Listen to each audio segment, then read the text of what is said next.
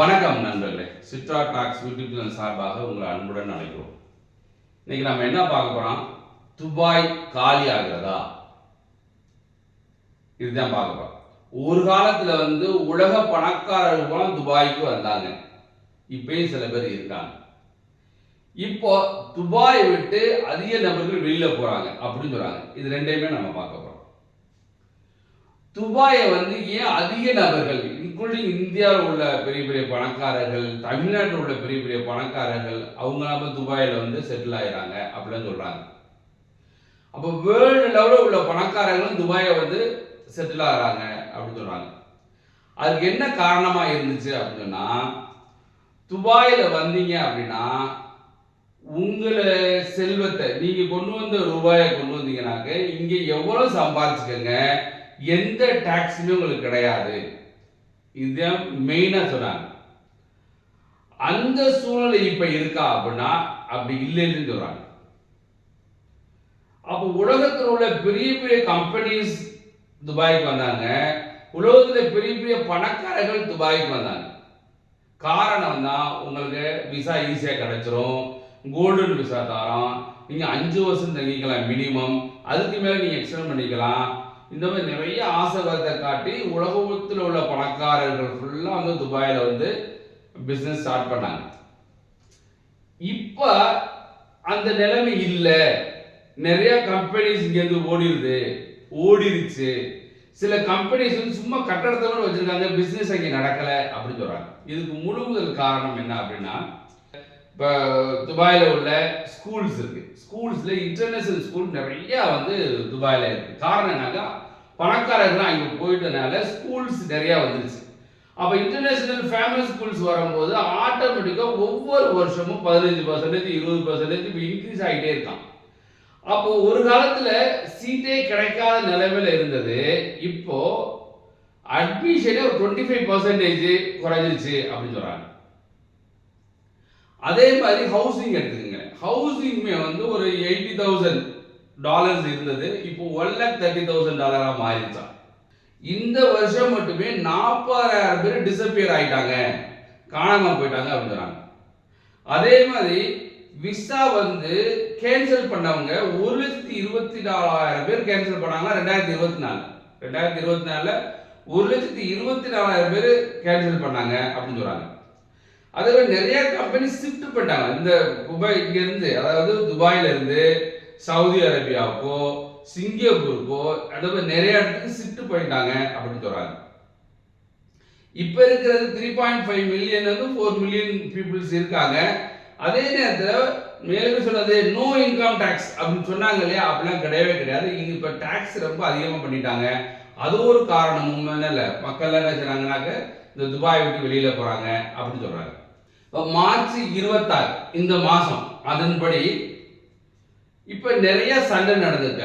அந்த இதுல middle east கண்ட்ரில, முக்கியமா துபாய், அப்புறம் சவுதி அரேபியா, ஜோர்டான், அப்புறம் இந்த மாதிரி பகுதியில் பூரா ஈரான் அமெரிக்கா படைத்தளங்கள்ல குண்டு போட்டுருக்காங்க. காரணம், அமெரிக்காவும் இஸ்ரேலும் சேர்ந்து ஈரானை தாக்குறதுனால ஈரான் என்ன பண்றாங்க, பக்கத்தில் உள்ள அமெரிக்கன் படைகளை பூரா அடிச்சு கொடுக்கிறது, அமெரிக்கன் கம்பெனிஸ் எல்லாம் கொண்டு போட்டு அழிக்கிறது, ஏவுகணை போட்டு அழிக்கிறது, மக்கள் அமெரிக்காரங்க இருந்தாங்க அவங்களை அழிக்கிறது, இந்த மாதிரி பண்றாங்க. காரணம், அமெரிக்காவும் இஸ்ரேலும் சேர்ந்து ஈரானை அழிக்கும் போது ஏன் நம்ம பக்கத்து கண்ட்ரிஸ்ல உள்ள அமெரிக்கன் முக்கியமான படைத்தளங்களை அழிக்கக்கூடாது அப்படின்னு சொல்லி எல்லா பேரும் ஏவுகணை போட்டு அழிச்சுட்டு இருக்காங்க. காரணம் என்னங்க, இந்த ஈரான் நாடு அமெரிக்கா ரொம்ப தூரத்தில் இருக்கிறனால நம்மளால தாக்கி அழிக்க முடியாது. அப்போ பக்கத்தில் உள்ள அமெரிக்கன் ப்ராப்பர்ட்டிஸ், எனக்கு பாப்புலேஷன் அமெரிக்கன் இருந்தா அவங்களையும் கொள்றது, இந்த வேலை நடந்திருக்கு. இதனால இந்த பிராஜ் ரொம்ப பதட்டமா இருக்கு. அந்த காரணத்தினால துபாயில் உள்ள பன்னாட்டு நிறுவனங்களும் பெரிய சில்லறை விற்பனையாளர்கள் தற்காலிகமாக அலுவலகங்களை மூடியிருக்காங்க. தற்காலிகம் மூணது எது அப்படின்னா ஆப்பிள் கம்பெனிஸ், என்விடியா மற்றும் அமேசான் உள்ளிட்ட முக்கிய நிறுவனங்கள் முன்னெச்சரிக்கை நடவடிக்கையாக யுஏயில் உள்ள தங்கள் அலுவலகங்கள் அல்லது சில்லறை விற்பனை கடைகளை தற்காலிகமாக மூடிடுச்சு. காரணம் என்னன்னாங்க, ஒன்று இந்த சண்டை நடக்கிறது ஒரு காரணம். ஆல்ரெடி முதல் சொன்ன மாதிரி எல்லா ரேட்டுமே இன்க்ரீஸ் ஆயிடுச்சு. நோ இன்கம் டேக்ஸ் சொன்னது இப்போ டாக்ஸ் நிறையா போடுறாங்க அப்படின்னு சொல்றாங்க. அந்த காரணத்தினால இப்போ துபாயில நிதி சந்தை பொது குறியீட்டில் 4.7% குறைஞ்சிருச்சு, கம்மியாச்சு அப்படின்னு சொல்றாங்க. இதுக்கு என்னன்னா வான்வழி மூடல், இப்போ வந்து நிறைய ஏர்லைன்ஸ் வந்து போக முடியல. இந்த மாதிரி நிறைய ஒரு காரணத்தினால இப்போ நிறைய கம்பெனிஸ் வந்து மூடுறாங்க. அதனால ஒரு காலத்துல துபாய்ன்றது ஒரு சொற்களவ பூமி, அங்கே நிறைய ரூபாய் கொண்டு போய் நம்ம இன்வெஸ்ட் பண்ணாம நிறைய ரூபாய் ஏர்ன் பண்ணலாம், அந்த மாதிரி ஒரு சூழ்நிலை ஒரு காலத்துல இருந்து ஆசீர்வாதத்தை காட்டி உலகத்தில் உள்ள பெரிய பெரிய கம்பெனிஸ்லாம் வந்து அங்கே போய் இன்வெஸ்ட் பண்ணி பெரிய பெரிய பணக்காரர்கள்லாம் வந்து போய் அங்கே வந்து தங்கி அங்கே இன்னும் கம்பெனிஸ் ஆரம்பிச்சு நிறையா பண்ணாங்க. ஆனால் அவங்க இன்வெஸ்ட் பண்ண ரூபாயை விட வெளியில கொண்டு போற ரூபா வந்து ரொம்ப கம்மியா இருக்கு. அந்த காரணம் வந்து அவங்களுடைய இன்வெஸ்ட்மெண்ட் ரெடியூஸ் ஆயிருது. காரணம் விற்பனை எல்லாமே கம்மியானதுனால துபாய் விட்டு நிறைய கம்பெனிஸ் வெளியில போறாங்க. காரணம் நம்ம சொல்லியிருக்கோம். அப்போ துபாய் ஒரு காலத்துல சொற்குலக பூமியா இருந்தது, இப்ப நிறைய பேர் வந்து துபாய் விட்டு வெளியில போறாங்க அப்படின்னு நிறைய ஆர்டிகல் எழுதுறாங்க. இது உண்மையா அப்படின்னு சொல்லி துபாயில் உள்ள மக்கள் நீங்க கமெண்ட் பண்ணலாம். ஏன்னா நிறைய கம்பெனிஸ் வந்து எல்லாம் வெளியில போற காரணம் இந்த போர் மட்டும் கிடையாது. ஆல்ரெடி அந்த துபாயோட எக்கனாமி வந்து லெஸ் ஆகிட்டு இருக்கு. ஆல்ரெடி அவங்களோட போட்ட பணம் வந்து கிடைக்க மாட்டேது. இந்த மாதிரி ஒரு சூழ்நிலை இருக்கு. முக்கியமா முதல் நோ இன்கம் டாக்ஸ் அப்படி சொன்னாங்க. இப்ப டாக்ஸ்ல இன்க்ரீஸ் பண்ணியிருக்காங்க. இன்னும் அப்படிலாம் ஒன்றும் கிடையாது, இப்ப டாக்ஸ் எல்லாருக்கும் இருக்கு அப்படின்னு சொல்றாங்க. புரிஞ்சுதா? அதே மாதிரி நிறைய ஃப்ரீடம் இருக்கு அப்படின்னு நினைச்சாங்க. அப்படிலாம் கிடையாது. இப்போ கூட ரீசெண்டா கூட ஒரு ஐரோப்பிய நாட்டினர் வந்து கைது பண்ணாங்க, இந்த மாதிரிலாம் ஒரு சொல்றாங்க. இதெல்லாம் உண்மையானு தெரியல. அதனால இப்ப இருக்க துபாயோட நிலைமை என்ன, நான் சொன்ன ஆர்டிகல் படிச்சது உண்மைதானா அப்படின்னு துபாயில் உள்ள மக்கள் இல்ல துபாயை தெரிந்த மக்கள் நீங்க என்ன செய்யலாங்க கமெண்ட் செக்ஷன்ல கமெண்ட் பண்ணலாம். ஸோ துபாய் வந்து காலி ஆகிறது, அதாவது உலக பணக்காரர்கள் உலக பெரிய பெரிய கம்பெனிஸ் எல்லாம் துபாய் விட்டு வெளியில போகுது அப்படின்னு சொல்றாங்க. இது உண்மைதானா என்பது நீங்க தான் கமெண்ட் செக்ஷன்ல கமெண்ட் பண்ணணும். நன்றி நண்பர்களே.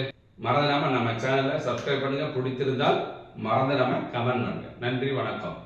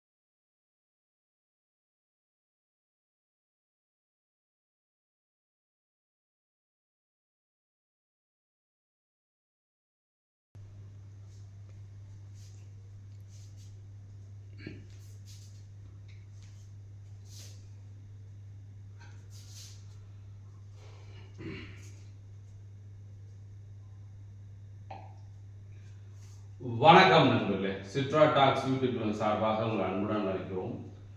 துபாய் மூடப்படுகிறதா? துபாயில் உள்ள வெளிநாட்டவர்கள்